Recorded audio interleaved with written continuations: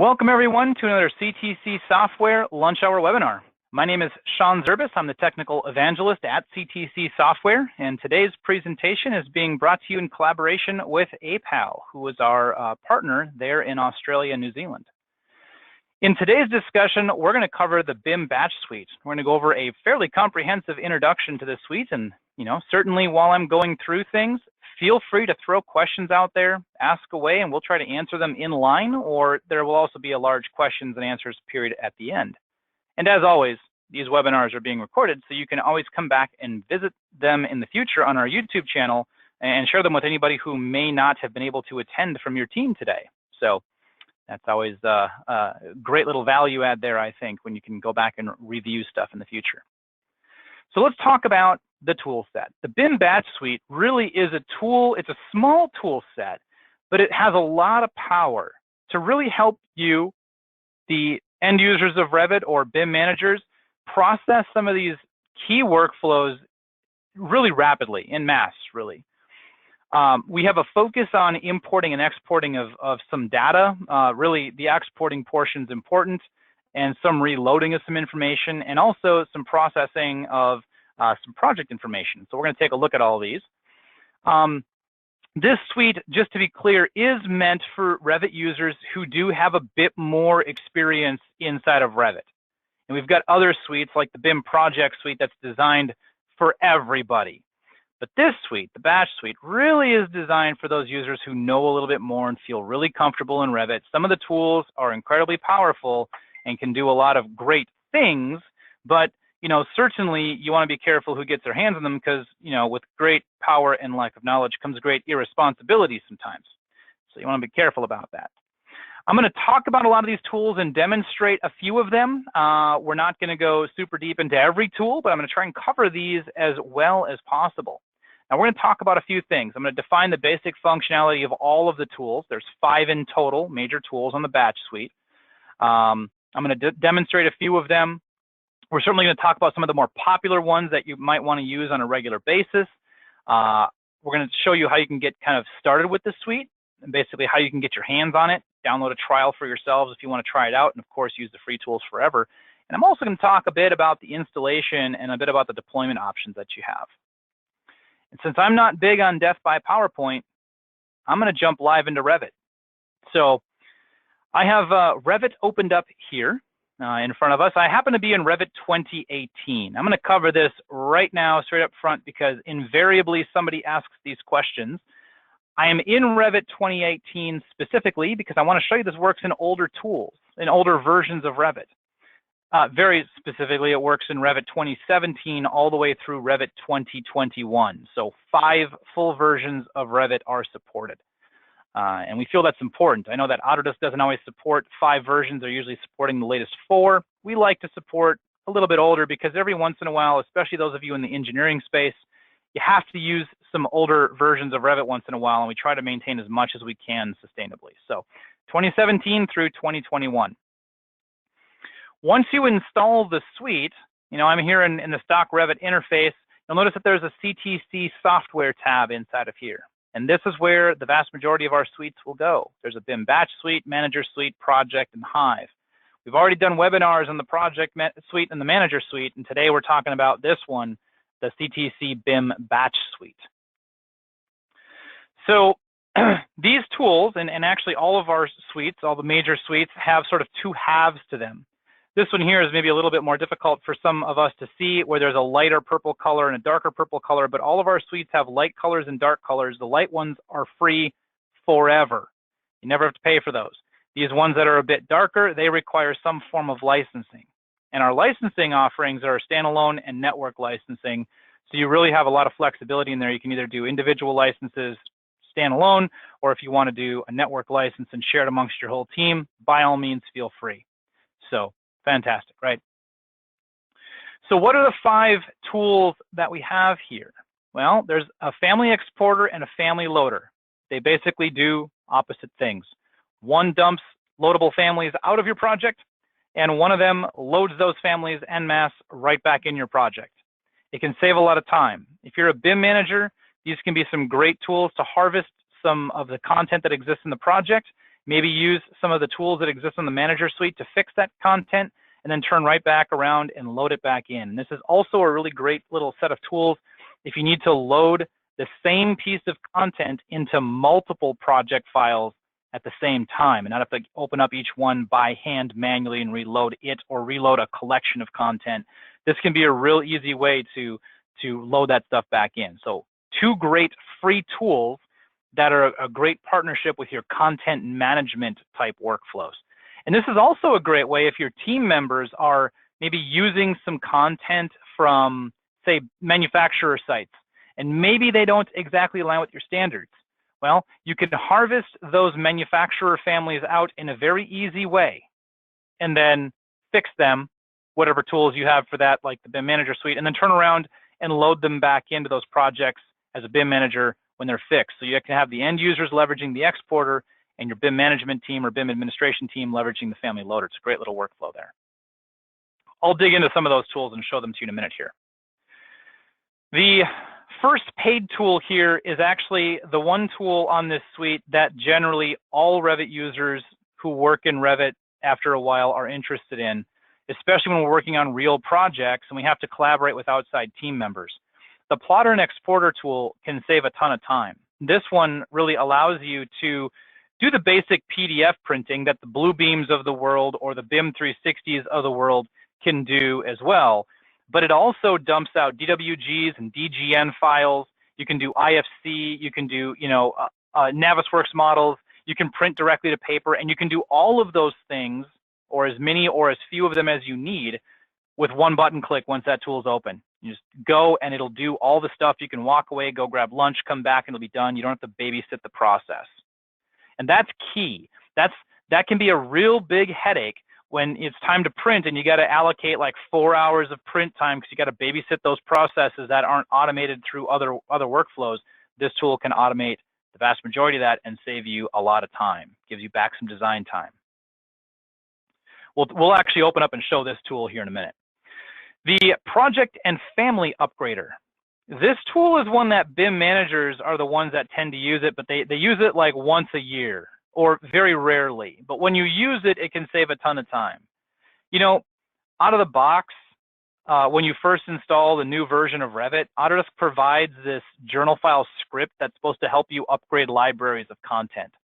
But I have never seen it, even on their stock library, out of the box, it's never functioned correctly. It always fails. It's always frustrating. And it's just a headache. It's a headache to do that upgrade process. And you've got your own libraries of stuff that need to be upgraded. Well, this here, the family upgrader portion, you can leverage this as a very inexpensive suite to rapidly open and audit and upgrade your content to the next version of Revit. Saves a lot of time. Makes it real easy. Now, if you want to have a bit more power on that, I would recommend taking a look at the Manager Suite for the family portion, but this can really be an inexpensive way of doing some quick upgrades of your families. And the other one here is the project upgrader. Now, this is the one that I use this tool for the most, is for project upgrading. Because with this tool set, you can actually have it upgrade a project either in place or copy it to a new location, and at the same time, it can upgrade all of the linked models. In fact, it upgrades the linked models before it even upgrades the main project, which can be a huge headache because every time you do that process of upgrading, you have to, copy all the stuff to a new location, then upgrade it, and then manage all the links and repath them all, possibly renaming files to the new version of Revit if you name your files that way.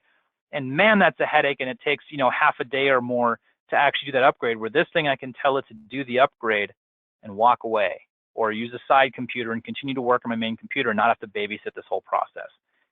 Hugely, hugely beneficial, massive time saver, and it's a huge headache saver when you do that process, once a year or once per project every, few months, whatever that is, right? So huge benefit there. I'll open this up and kind of talk through the projects portion of this upgrade. And the last tool on this suite, and I'll be opening up and showing this one to you as well, this is a hyper powerful tool. If you perhaps visited us for our previous webinar on the BIM Manager Suite, we've got a lot of project cleanup type tools. Many of them are, eyes on the project, doing some cleanup like Project Cleaner, Import Link Manager, Type Swapper. Well, I tell you what, you can script all that and programmatically have the project processor do all those steps and more. this is actually more powerful than a few of those tools. The thing that I love about this tool is that when I'm doing these cleanup tasks repetitively on the same models, say I'm receiving an architect's project model, or I'm receiving, maybe I'm a contractor and I'm receiving all of the consultant models, and I want to continually do a similar type of cleanup process on all of them, this project processor lets me do that. I don't have to go hands-on and visually inspect and clean things up. Now, I love these tools still, and I use them on a regular basis when I'm subjectively going through and cleaning up. But when I've got something that I have to do in repetition, that's where this batch suite comes into play. I can have this project processor pre-set up. And I'm going to show you some cool things you can do with this as well to rapidly clean a project based on rules. You might want to use different rules, and that's the glory of this tool. You can do that. So let's take a look at a few of these. I've been talking for a while and pointing at things on the screen, but I want you to actually see some of these tools and what they can do. The first one I'm going to talk about is the family exporter. Now, I want to show you why this tool can save you so much time. In Revit, let me scroll down to my families list here. In my families list, y'all probably already know that with Revit families, you can right-click any individual family and you can save it out of your project. That's fantastic. You know, thank you, Revit, for giving me that. You may also know that you can right-click the families list up here and save this out. Now, if you've ever done this, you probably know the headache that I'm about to explain. When you save families from this list here, it tells you you can pick a folder, and when you pick that folder, it dumps every single loadable family out of this project into one directory that is unorganized. There's no understanding unless your family naming is really clean about the categorization of things. It's really frustrating.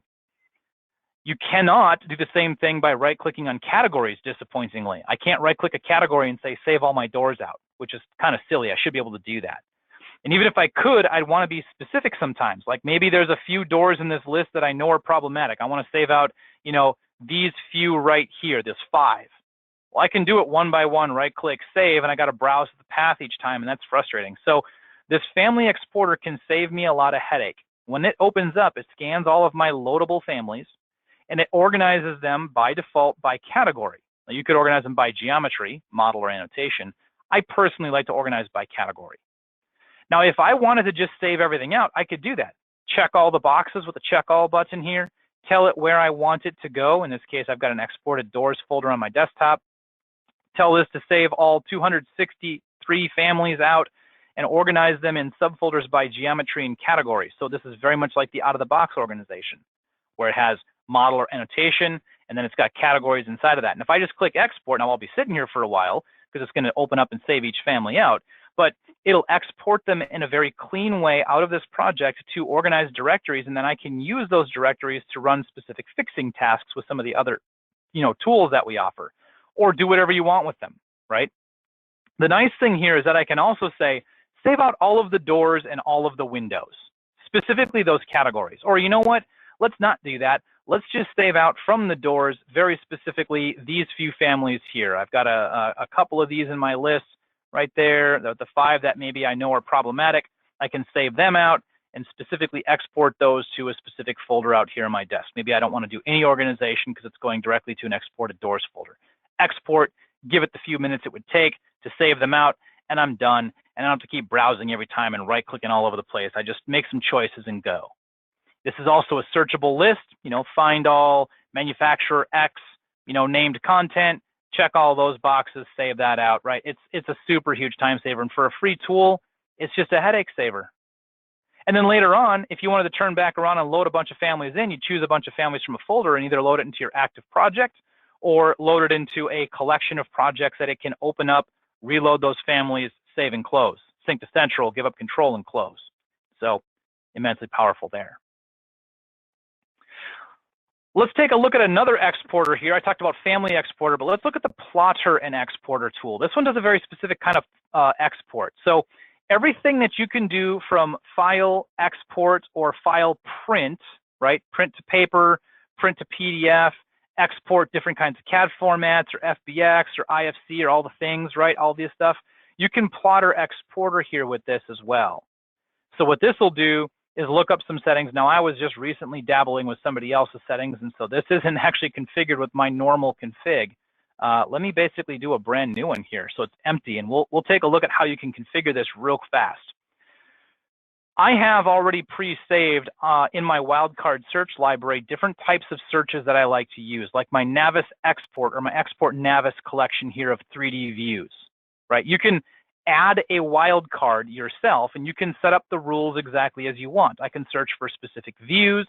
I can look for certain view types of a certain kind, like a 3D view. I can look for views of specific disciplines. And then I can use properties down here to actually isolate out exactly what it is I want. All of the properties of the view, a specific view type, a classification, whatever my custom parameters are. I can find those views and have them be a part of this collection. If you're using view templates, fantastic. Those properties can all be preset. I use that very heavily, like my export Navis collection here looks for all views in my project that are 3D views. And it looks for a view type that specifically equals export Navisworks, which is a type of little text string that I've added to my view template for my export Navisworks view templates. And so these views are already in my project someplace, and all my projects are sort of the same way with the same view templates. It makes it really easy for me to know exactly which views, which 3D views are supposed to be dumped out. And so I can drop this in my Navisworks export collection.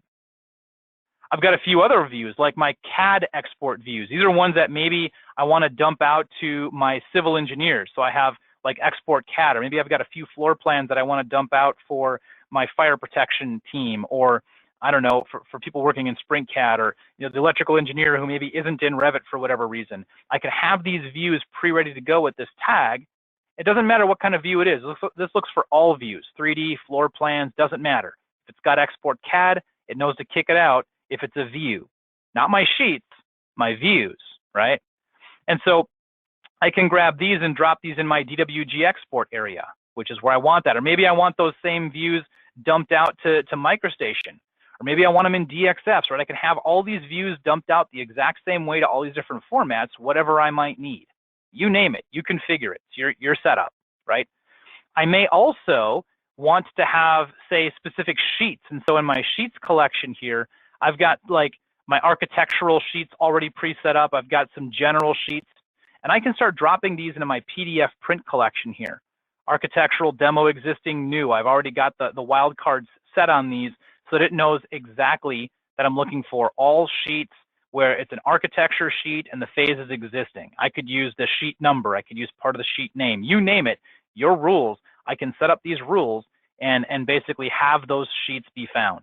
Right, I've got my structural sheets down here as well. I can grab them, drop them into my little PDF collection over here, and I can sort these however I want. Normally I want my general sheet first, or my title sheet first. And then I want to have my structural existing sheets, and then demo, and then new, and then architectural. So this is not in any way alphabetical, but I want them in a specific order. And if I'm printing to paper, I can keep them in a certain order. If I'm printing to a PDF, maybe I'm doing a single PDF that's multi-sheet, I can put these things in a very specific order. And then in my PDF settings here, this is going to take it a minute to actually grab my PDF printers. Once this queries this, it's going to look for all of my printers on my computer and then say, oh, but I'm only looking for those that are PDF ready. So it'll get me those. This suite, by the way, actually installs with a PDF driver that you may want to use. Maybe you don't, that's up to you. But I got, in my case, on my computer, the default Microsoft PDF and the CTC PDF writer. I'm going to use this one in this case. And I have some print settings that are pre-saved into my project that are ready for PDF. Like all of my sheets are E1 size, ARC E1, imperial sizing. So I can choose that, and it's going to know to use those settings. I can tell it where, for each of these different kinds of exports, where I want these to go. So I can browse this out to where my print directory happens to be. So I think that's here near my Revit models, and I've got an exports directory, and I've got PDFs in the mix. You can see I've got some dated subfolders here. And that's because after I've chosen this main PDF folder, I have it automatically, when this runs, create me a subfolder with a date stamp on it. I could also put a timestamp if I cared to do multiple prints in the same day, but I usually just do a date stamp personally. And then, because I'm creating sheets here, I'm going to be combining these views and sheets into a single PDF, and I want to keep them in the order that I've selected. And I also want to choose exactly how to name this file. I can preset my naming convention here. So I like using the project number and the project name.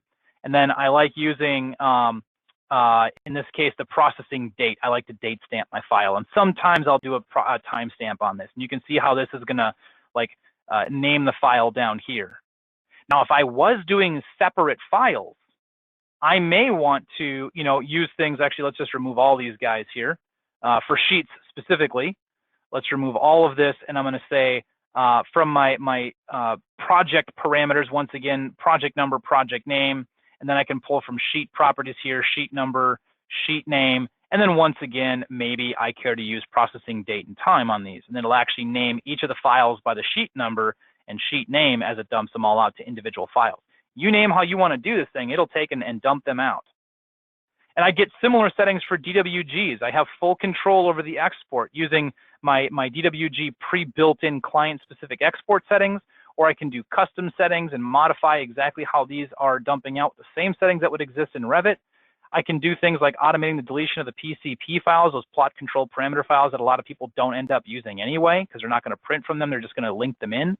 I can export views as external references. Again, I can tell it where to go, and I can tell it if I want a date and time subfolder here. All of these settings, how exactly to name the files. So there are oftentimes questions about how can I control things like the delimiter here. That's a fantastic question. If that was one that you had, sometimes people don't like underscores. They want hyphens, they want spaces, you name it.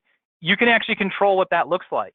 You can control how that is. Now, you don't get to control for each individual naming piece what that delimiter is, but you can change right here what that separator is, and it's actually a setting for the DWGs as a whole or the PDFs as a whole, because you might have different naming conventions for those, but you can use spaces, hyphens, underscores, space dash space, space hyphen space, or nothing, so it won't put any spaces inside of there if you wanted, but you can control kind of how you want that to look.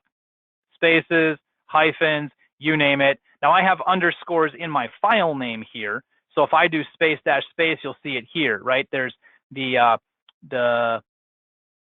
file. Oh, I have file names set up here. Let's go to sheets, right? Space hyphen space. I've got file name, sheet number, sheet name. So there's the file name right there. Then I've got space hyphen space, the sheet number, space hyphen space, right? So you can certainly go in there and change what those separators are if you need to. And again, this is fully configurable for each of the export settings in case you've got different conventions, right? All right. So super powerful tool. Now with this, you can save these configurations. You may have like a general internal check set config and you want to just run that real quick. You could open up a check set and just click run now and you're done. Let it run, go grab coffee, go grab tea, go grab lunch, whatever, it'll do a thing. Or you can open up and have ready to go like the full submittal print set. Maybe you have specific revision print sets and you can actually control that as well. These wildcards can actually understand revisions on sheets and revisions in views. And so I can tell it to go after specific revisions. And I can have that saved as a part of my configuration as well. So yeah, fantastic abilities with this tool. And one final thing that I'm going to mention but not demonstrate here is you can schedule this as well. I can tell this about a whole collection of files. I can tell it at 6 p.m. on a Friday night when nobody's working, open up these models, start to print them. And yes, this works with central files. This can open up those models and it can begin that print process based on these exact rules that you've set up. And it can do it all silently. And when it's all done at the very end, this thing can send you an email and say, hey, I printed all these files, or hey, this particular model had a problem for some reason. And it'll tell you what that was so you could handle that the next morning or the next day or whatever. All right. So that's the plotter exporter tool. Really powerful tool. It's actually the flagship tool in the batch suite. A lot of people love it for just that reason there. So that hopefully will give you some value. But now also let's take a look at this next tool here. Project and family upgrader. I'm going to talk about the project portion of this. Let me bring this on the screen here. Had it on my other monitor. So I can tell it a folder to look in on my server or computer. I don't think I have a proper folder here, but let's go look for something. Actually, I'll use my sample model folder here. This will give me, and it'll also search in subfolders, by the way, but it'll give me all of those Revit models and it knows what version it's coming from. It scans that ahead of time. So if I wanted to, I don't know, say grab all of my 16 models, my A16s here, and my, let's see, do I have any others? I think that's the only one. Okay, let's go use my 2017 models instead. I have an A17. I thought I had some, good Lord, there we go, structural 17. I thought I had some other ones, but I guess I don't. Well, I can take those models and I can tell it to upgrade, and I can find things like 17 underscore, right? See, my naming convention here is A for discipline architecture, or if I scroll down, S for discipline again, 17, right? So with those, let me just get them all grouped together here. I can make it easier since I'm not scrolling all over the place. A17 underscore project number, S17 underscore project number. I can actually take that 17 and replace it with whatever version I'm upgrading to, which in this case would be 2018. So I could do that.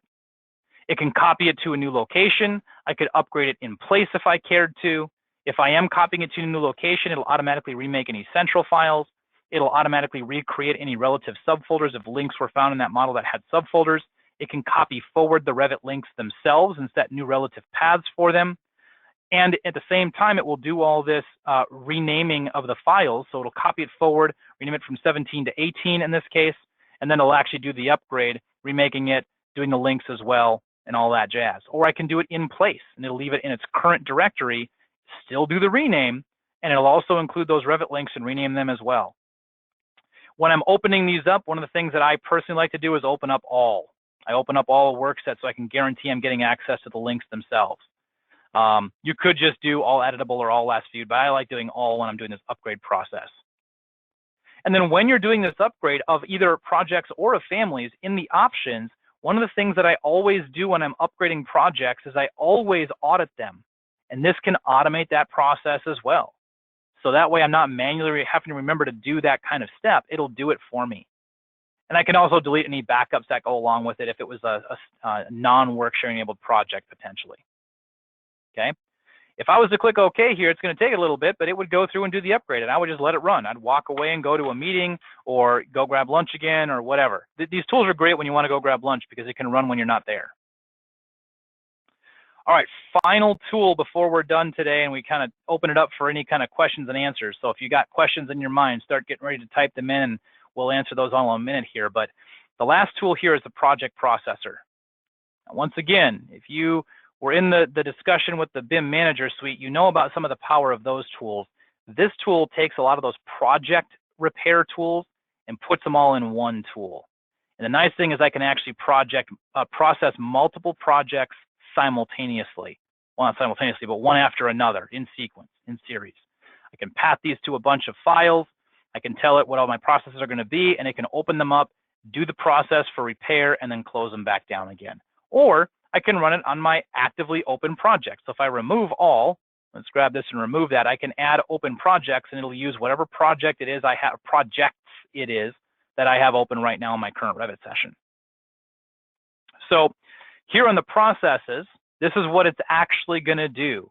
And you can do things like running scripts before and after it does some major processing on a project. I can do things like copy a file to a location and then do some things to that file. Maybe copy it back, maybe upload it to an FTP site, maybe share it via some file sharing service to outside consultants. And I might pre-clean my model, copy it, pre-clean it, and then send that out of house, right? And what am I actually doing to it? Well, it's all the things that are here on files and below, before the last scripts right here. I can do things like removing backups, open it up with an audit, automatically open work, shared files, detach, and then right away save it. So that's great if I'm doing a script like copy it to this location, then open it with an audit, detached, and immediately save. Or I can forcibly tell it, even if I haven't scripted the copy someplace, to automatically save it to a new location and find and replace properties. So great, powerful tool there. But you can do things like processing things about the built-in inherent project parameters, swapping them out for other parameters. You can do things like swapping them in schedules.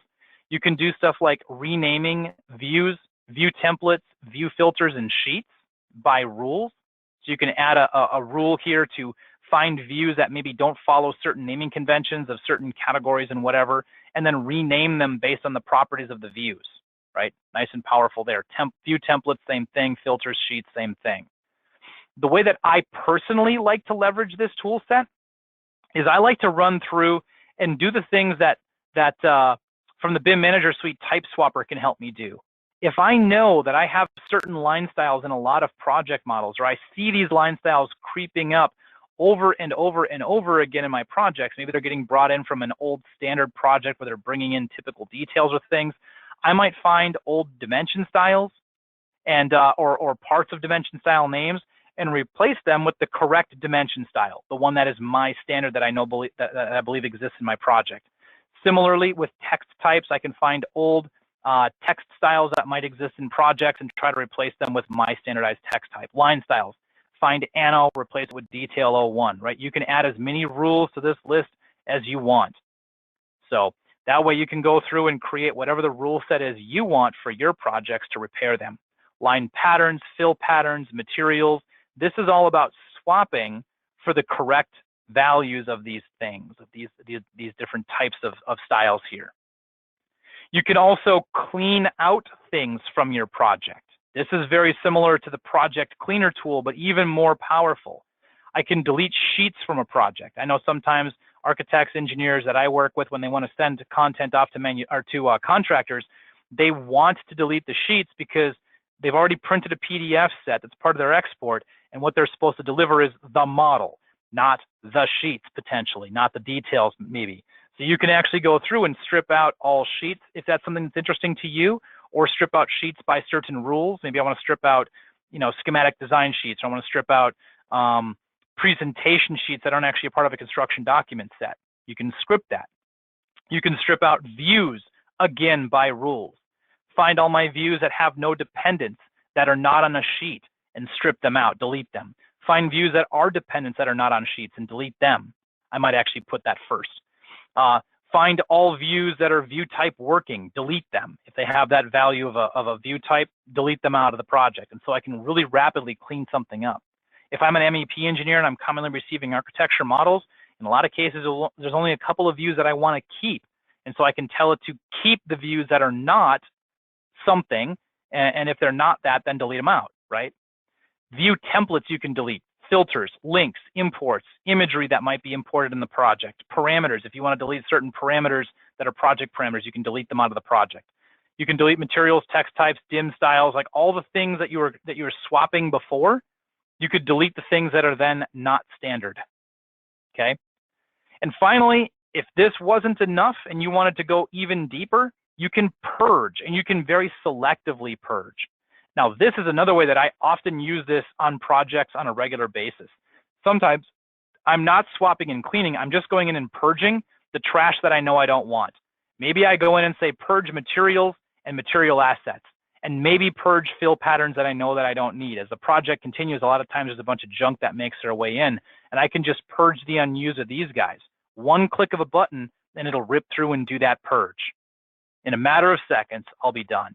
You can also go through and say, hey, purge all loadable families, or purge all system families that are not in use, and symbols and styles that are not in use, or purge all line types and patterns, right? You name it, you set the rules, you can get this thing to do a full purge, or you can do selective purge without ever having to open up that purge dialog and going through it manually one at a time.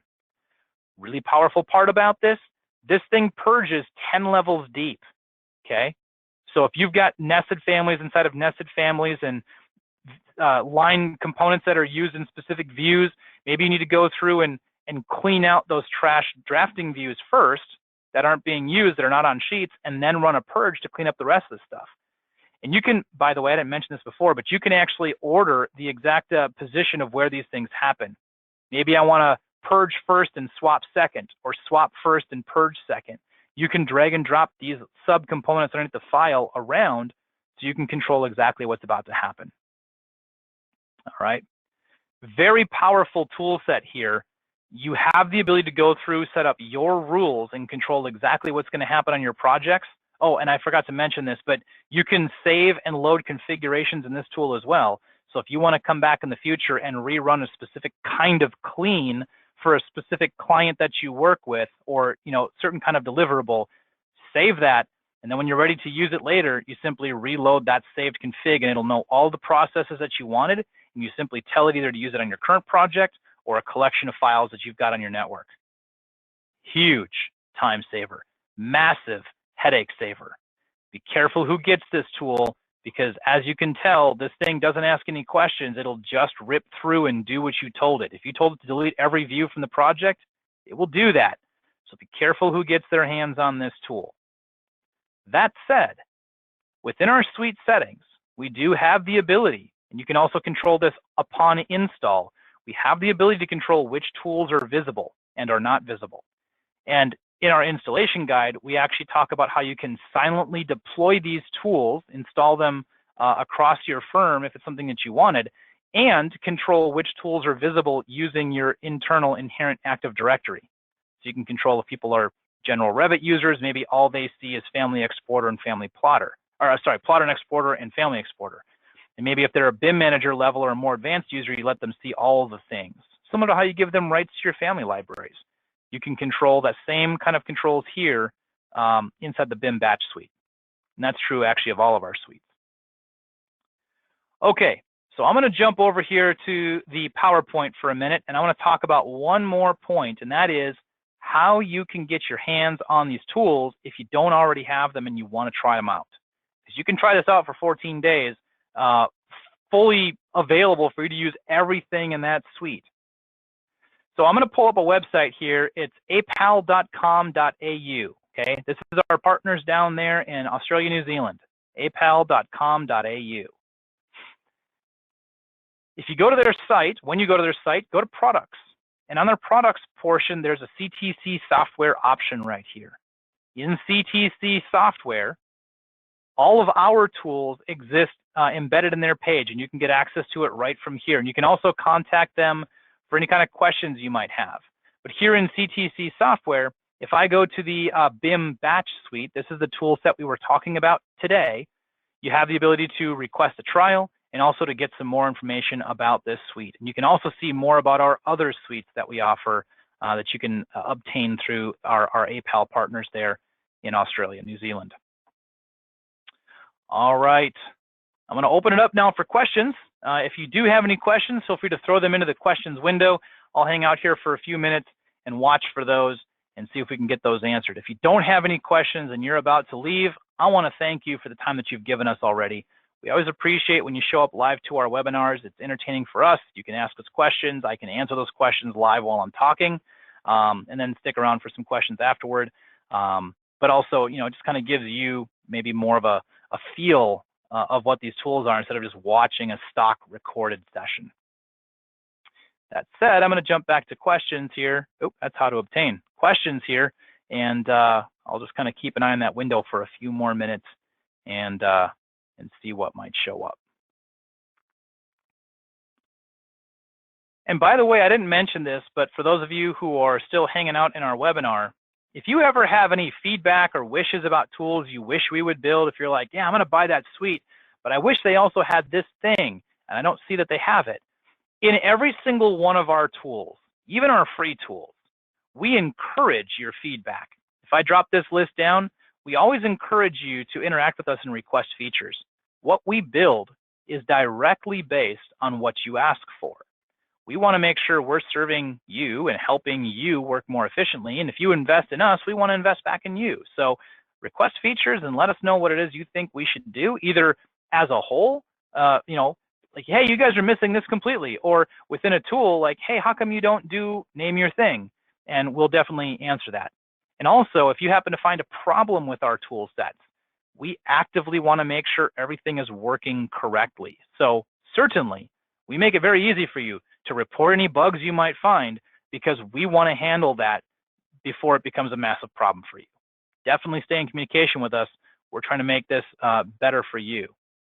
Also, after the fact, if you want to know even more about these tools, every single one of our tools has a playlist on our YouTube channel. You can click the little videos link here, and that'll take you directly to our playlist. All right, to our playlist for that tool specifically. So there is a question that just rolled in. There was a question about, or potentially it's a requested tool, how to fix something in MEP. A riser will sometimes disappear randomly. And any tags, of course, then fly off into space, which is all kinds of fun, or sometimes they disappear entirely. How do we fix that? Well, I would love to have a conversation more about what you do to resolve that so I can understand that better. But if something becomes invisible, we actually do have a tool on the BIM project suite that is called Invisibility Advisor. If you can see that component in any view, elevation, section, 3D, you name it, if you can see it in any view, this tool can help you figure out why in your active view, it's not visible. And so it'll help you resolve the original problem. So yeah, the Invisibility Advisor will help you tell exactly why it's not visible, and that may help you derive why it became invisible in the first place. Sometimes things become invisible because somebody on your team maybe is making silly changes. Sometimes they change a view range and all of a sudden something becomes invisible. That tool, the Invisibility Advisor, will tell you about that. And so I would leverage that first. Now, there are things that maybe we can talk about once you know more about why it's becoming invisible, to maybe we can build a tool to help fix that and prevent it from happening in the first place. But we got to have some conversations about why it's happening, and this tool will help you discover that and resolve it in the near future. We can also then have discussions about other things later. All right, I'm not seeing any other questions roll in, so once again, thank you all for the time you've given us, and we look forward to seeing you in our next webinar, which will be next Tuesday, same time, and we're going to be talking about one of our other suites that's called the BIM Data Suite. This is a powerhouse of a suite, and I hope you show up next week if you have interest in data, maybe what you might call big data about your projects. We're going to talk about that in depth and show you how you can really unlock the potential of the Revit database. But that's next week at this same time. So thank you for showing up for our batch suite. We look forward to seeing you in the future. Have a fantastic day.